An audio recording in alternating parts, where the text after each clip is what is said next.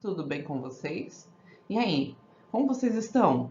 Sejam bem-vindos a mais uma videoaula de língua portuguesa. Eu sou a professora Joyce e hoje nós vamos estudar a produção de reportagem. Isso, a produção de texto, tá? Vamos estudar juntos? Vem comigo? Para começarmos, aqui nós temos então uma reportagem. E aí, essa reportagem ela fica no material de vocês. Eu retirei primeiro esse trechinho que fica lá em cima nos jornais, tá? Ela foi retirada então no jornal Folha de São Paulo, tá bom? E folhinha, por que folhinha? Porque dentro de jornais maiores, jornais impressos, tem uma parte, uma seção que é para criança. Então, folhinha é uma parte da Folha de São Paulo que tem outro público, que é o público infantil. E sábado 28 de fevereiro de 2015. Bom, se é para o público infantil, nós já antecipamos algumas informações, né? Nós não escrevemos textos muito formais para as crianças, embora seja de um jornal, a linguagem vai ser um pouco mais informal, mais leve, o texto não vai ser tão longo, tá? Vamos lá, chuva de ideias, olha. Então, para começar, também é um título diferente, né? Porque ele usa o sentido figurado. Justamente, lembra? Para criança, você não tem essa formalidade, aquela obrigatoriedade de ser tão sério, tão formal. Então, alunos constroem cisternas para armazenar a água da chuva a engenhocas para as privadas. E aqui, o que nós temos então? Nós temos uma espécie de subtítulo, né, de linha fina, de olho, que é justamente o resumo do texto que vai ser lido em seguida. Temos também a outra característica de reportagem, bastante imagens. Então, temos aqui uma foto de crianças falando sobre a água, dentro da escola, numa escada, mostrando cartazes aí e alguns trabalhos deles, tá? Então vamos ler o texto? Então, a reportagem é essa aqui. Olha lá. Ela foi escrita por dois jornalistas, Júlia Barbon e Rafael Gomes, tá? Com a presença da seca nas represas de São Paulo, o tema da falta de água transborda nas escolas. Um tema transborda, né? Novamente aí uma expressão de sentido figurado, dentro e fora da sala de aula. No Colégio Santa Maria, na Zona Sul, alunos estão construindo cisternas, reservatórios para acumular água da chuva. Uma delas já é usada para regar os jardins da escola e a outra foi doada para uma creche da região. Então, eles estão construindo reservatórios para que a água da chuva seja armazenada e reutilizada, uma forma de economizar água, tá? Em seguida, vocês vão ver aí um parágrafo que tem ele começa com aspas e termina com aspas. Por que será? Vamos pensar, ó. Sem água vai acontecer um desastre na nossa cidade. Alerta João Pedro Florencio, 12, que participa da experiência. Então, por que tem essas aspas? Justamente porque é uma fala desse João Pedro Florencio. Ele tem 12 anos, logo, ele é um aluno da escola, certo? Então, é muito comum em reportagens você ter depoimentos, trechos, falas, e elas vão aparecer, tá? Entre aspas. Já as crianças do Colégio Sante, no Paraíso, Zona Sul, encontraram outra forma de economizar.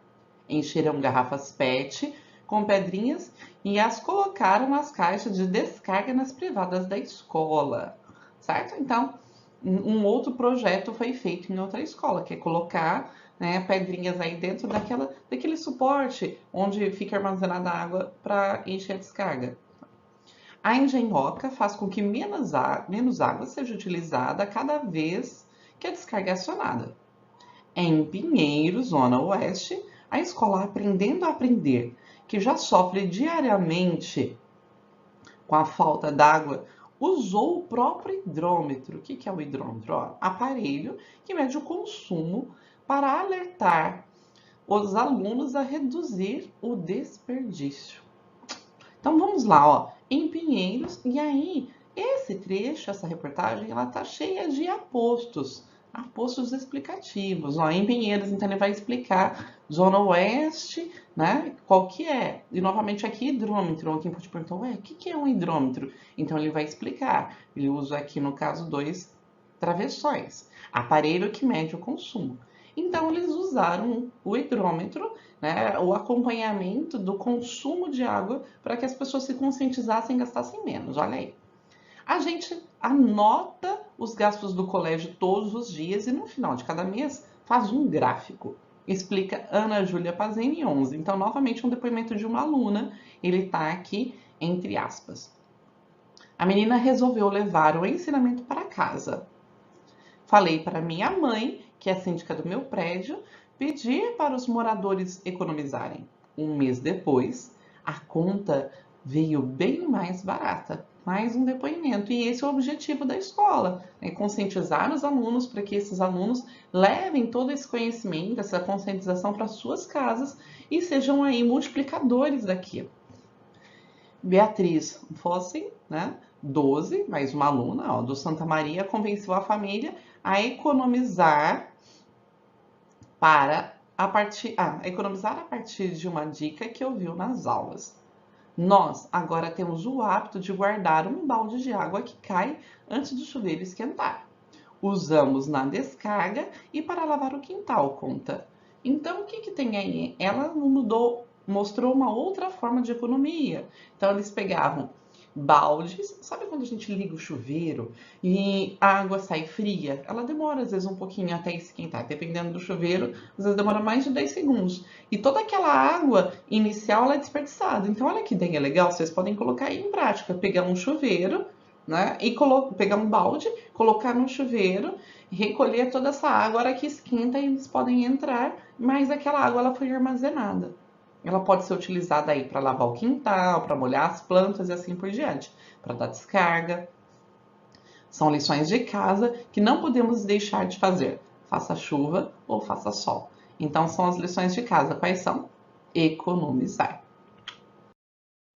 Perguntas e respostas. Então tem mais um trecho aqui enriquecedor, vocês vão ver que ele é formado de perguntas e respostas. Eu tenho um intertítulo, um título de um trecho diferente. Toda reportagem ela traz muito essa visualidade. É importante que ela seja bem visual, né?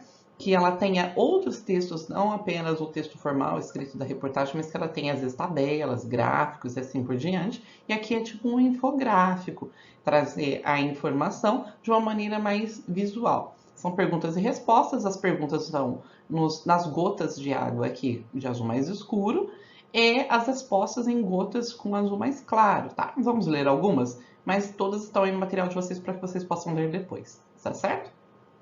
A água do planeta vai acabar? É a pergunta. E aí, o que vocês acham? Vai acabar ou não? Bom, olha a resposta. A água do planeta não deve acabar. O problema é que a população cresce muito e a quantidade de água potável ainda é limitada. Então, vocês lembram das aulas de ciências que vocês já viram isso? O nosso planeta é formado muito mais por água do que por terra. Mas, se nós pensarmos que toda a água do planeta cabe dentro de uma garrafa PET de 2 litros, tá? O que seria então a água doce, aquela que não é salgada, que nós podemos consumir? Seria aí um copo, tipo aquele copo americano de 200 ml. Só aquele água doce. E mais, como a maior parte dessa água doce está lá na geleira, o que acontece? Apenas 50 ml, um copinho de café, seria aí o suficiente, seria o que poderia ser utilizado para o nosso consumo. Tá? Então, o que está disponível nos lagos, nos rios, nos reservatórios, seria apenas um copinho de café em relação, se comparado à água que está dentro de uma garrafa PET de 2 litros. Vocês viram como que é pouco, né? Então, a água vai acabar? Não, mas essa água, que seria esse copinho de café que está disponível, se não mudarmos as nossas atitudes, se continuarmos a poluir tanto e a desperdiçar, essa sim pode acabar, tá? Bom, outra pergunta aqui para nós vermos. Ó, na minha casa tem uma cisterna que coleta água da chuva. Posso tomar essa água? Será que a gente pode beber água da chuva? Será que isso é bom ou não? Será que faz bem? Então, olha lá. Pode, mas ela possui substâncias tóxicas e deve antes passar por tratamentos como fervura, filtragem e uso de cloro. Exatamente. Então, essa água da chuva ela tem algumas substâncias tóxicas que vão fazer mal para você, para nós, se nós bebermos. Por isso, ela deve ser antes tratada, como filtrar, ferver, clorar e assim por diante. Aí sim nós podemos tomá-la. Olhem só, mais um trecho que nós encontramos lá na reportagem, né? Eu tenho mais uma imagem que mostra justamente o trabalho dos alunos. Olha essa maquete que interessante. Eles colocavam calha no telhado para que captassem a água da chuva, tá? E essa água da chuva pudesse ser reutilizada de outras formas. Essa é uma ideia bem legal e vocês podem aproveitá-la. Eu tenho um texto auxiliar. Então, eu tenho mais um trecho. Esse trecho ele tem um título, tá? Não faz parte da reportagem maior, mas é um texto paralelo, fica ali do lado. E isso também é muito característico de reportagens. Olhem só.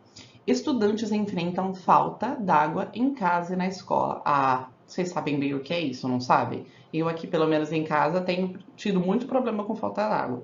Com essa seca, os reservatórios estão baixos e aí tem acabado água na minha casa com frequência. E na casa de vocês também tem acabado com frequência? Tem sido um problema sério em Barretos, tá? Então vamos lá, ora, vamos ler alguns trechos desse trecho da reportagem, né, desse texto auxiliar.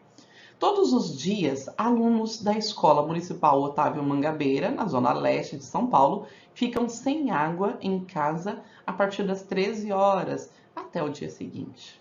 Então, todos os dias acaba a água. É uma espécie de quê? De racionamento, tá? A partir das 13 horas, depois da 1 hora da tarde, não tem mais água. Na minha, são 5 pessoas. Agora, se não tomarmos banho rápido, alguns ficam sem. Conta o Pedro Pinheiro, de 12 anos, mais um depoimento. Então ele fala, ó, se a gente não correr e não tomar banho rapidinho lá em casa, depois nós não temos mais água para tomar banho. Olha que triste, né? Ficar sem água o dia todo, só ter água de manhã.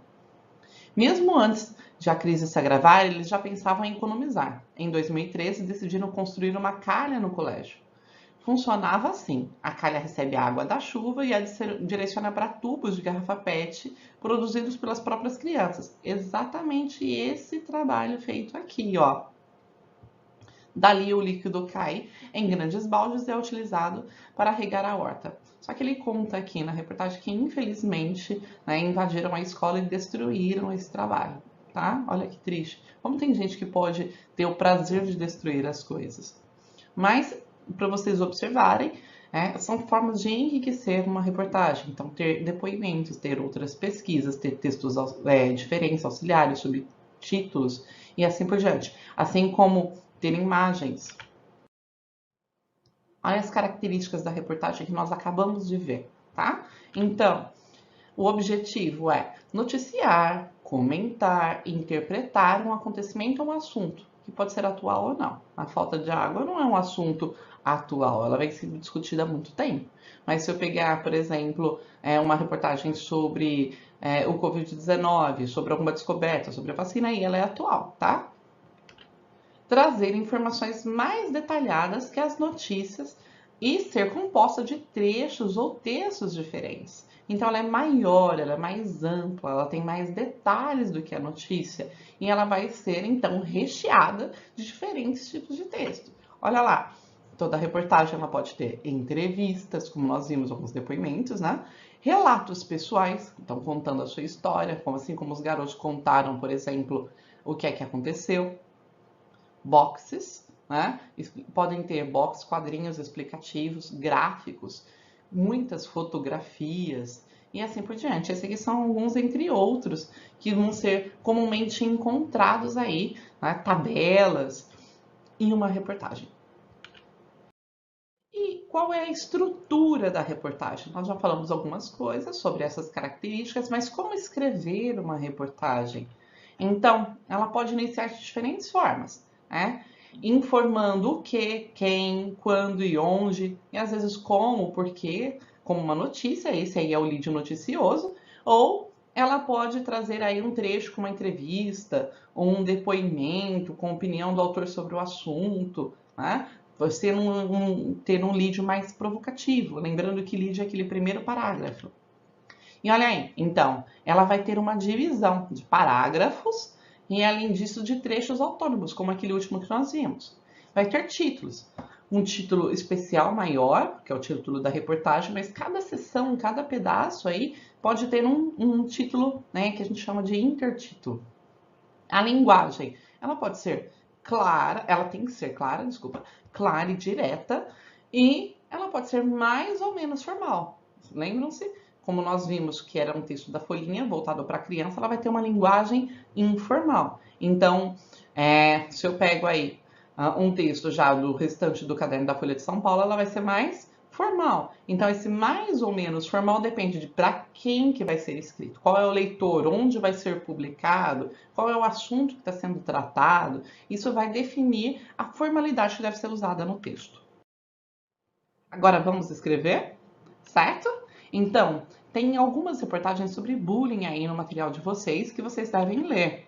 Vocês vão grifando aí as partes mais importantes e escrever tipo um resumo com aquilo que vocês acharam mais interessante. É importante que vocês escrevam com as palavras de vocês, tá? Em seguida, vocês vão dar o seu parecer. Você já sofreu bullying? O que você acha disso? Né? Já viu alguém que sofreu com isso? Né? Qual que é a sua opinião?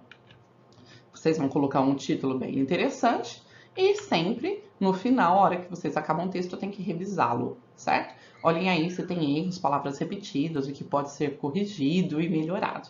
E aí, é só arrasar. Eu tenho certeza que vão sair textos excelentes. Espero que vocês tenham entendido a aula de hoje e que agora produzam o texto de vocês com muito carinho e atenção. Beijo e a gente se vê numa próxima aula.